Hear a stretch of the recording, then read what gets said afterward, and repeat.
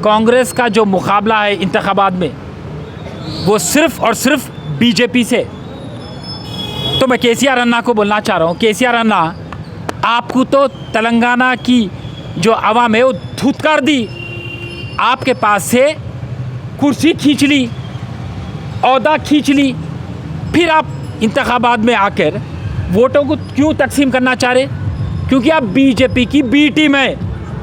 आप वोटों के बीच में इंतशार पैदा करके बीजेपी को मदद करना चाह रहे। माजी में आप देखेंगे कि जितने भी बीजेपी के बिल है, बिल में आप उनका साथ दिए, और जब आ जाती है अक़लियतों की बारी तो आप क्या 12% तहफ़्फ़ुज़ात दिए, वक्फ बोर्ड को जुडिशल पावर दिए, डबल बेडरूम फ्लैट किसी को मिला, रोज़गार किसी को मिला, वुमेन एम्पावरमेंट स्कीम्स अमल में आए, कुछ नहीं है। पूरा तेलंगाना तबो ताराज हो गया आपके दौरे हुकूमत में। यही वजह है कि आज तेलंगाना पर 6 लाख करोड़ का खर्चा है, और आज आप आके तनकीद कर रहे राहुल गांधी को, रेवंत अन्ना को। आप ख़त्म हो चुके, आप वेंटिलेटर पे है, अब आपको ज़मीन में बस धसाना बाकी है। हमको वो इंशाल्लाह हम ये इंतखाबात में साबित कर देंगे। और आप ये बात वाज़े तौर पे ले लो, एक भी इनका एमपी जीतने वाला नहीं है, ये बीजेपी का काम कर रहे हैं। अब जब आ जाती है बात बीजेपी की, तो नरेंद्र मोदी को मैं कहना चाह रहा हूँ कि मोदी साहब, आप पूरे हिंदुस्तान को भगवा रंग में रंग देना चाह रहे, ऐसा नहीं हो सकता। हर रंग के मानने वाले बसते हैं हिंदुस्तान में। आप एक रंग में हिंदुस्तान को रंगने की कोशिश मत करो। और जब खुसूसन बात आती है मुसलमानों की, तो याद रखो, हम मुसलमान इस मुल्क से, इस मट्टी से इश्क करते हैं, मोहब्बत करते हैं। हमारे इश्क के दरमियान आने की कोशिश मत करो, वरना तुम रेजा रेजा हो जाएंगे। नरेंद्र मोदी का काम है जहर उगलना।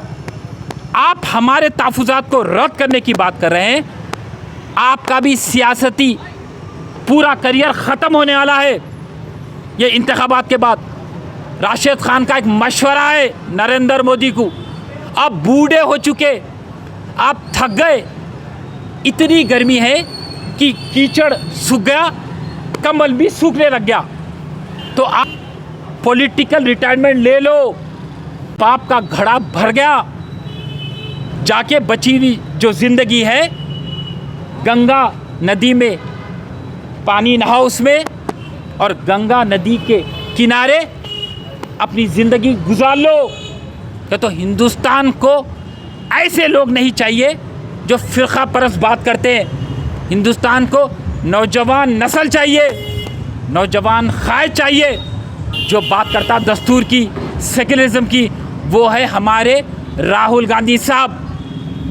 आप बूढ़े हो चुके, थक गए, और आपको अब आवाम धुतकारने वाली है।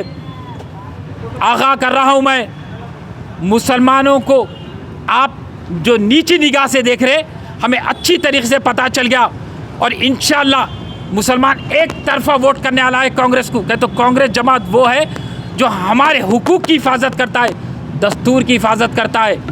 और केटीआर साहब, आप क्या कह रहे हैं कि 6 वादे जो रियासत तेलंगाना में हमने जो वादा को अमल में लाया था वो बराबर अमल में आया ही नहीं।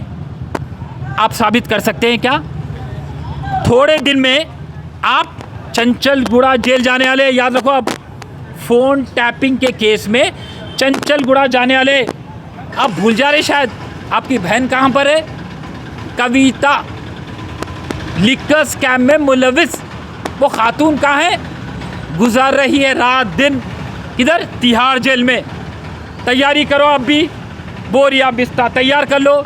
चंचलगुड़े का वो बैरक आपका इंतज़ार कर रहा है, उसके पीछे आएंगे केसीआर साहब। कालेश्वरम प्रोजेक्ट में करप्शन, मिशन भागीरथी में करप्शन, हर जगह करप्शन, और आपका पूरा दामन दाग से भरा हुआ है। और आप हम पे तनकीद करते, हम पे निशाना तानते।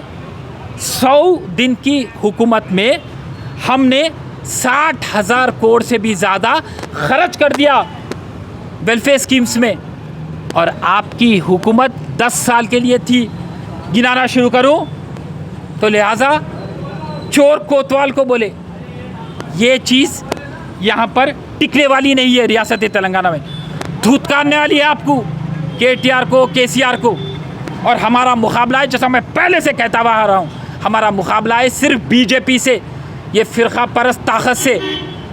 बजरंग दल, हिंदूवानी, RSS को हम अपनी पैर की जूती पे रखते, क्योंकि वो मुल्क की सालिबत के बारे में नहीं बात करते, मुल्क की तरक्की के बारे में नहीं बात करते, सिर्फ जहर उगलते तो हिंदुत्व का, हिंदू और मुसलमान में इंतशार पैदा कर रहे हैं आप। रिजर्वेशन रिजर्वेशन रिजर्वेशन, क्या हम इस मट्टी के हिस्सेदार नहीं है?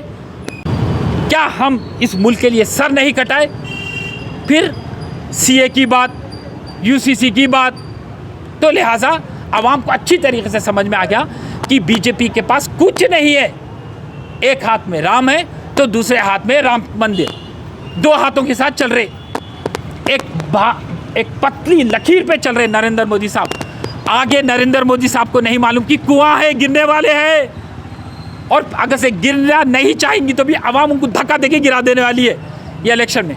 और इंशाल्लाह फतेहयाब करेंगी राहुल गांधी साहब को, कांग्रेस को फतेहयाब करेंगे हम एक तरफा वोट करेंगे। तो मैं हिंदू, मुस्लिम, सिख, ईसाई सबसे गुजारिश करता हूँ कि इस इंतखाबात में डेवलपमेंट के बारे में सोचो, तालीम के बारे में सोचो, दस्तूर के बारे में सोचो, सेकुलरिज्म के बारे में सोचो। अगर से आज आप नहीं सोचेंगे तो फिर फ़िरका परस्त हुकूमत आ जाएंगी। तो लिहाजा हमको राहुल गांधी साहब को फतेहयाब करना है और कांग्रेस को फतेहयाब करना है। जय हिंद, जय कांग्रेस।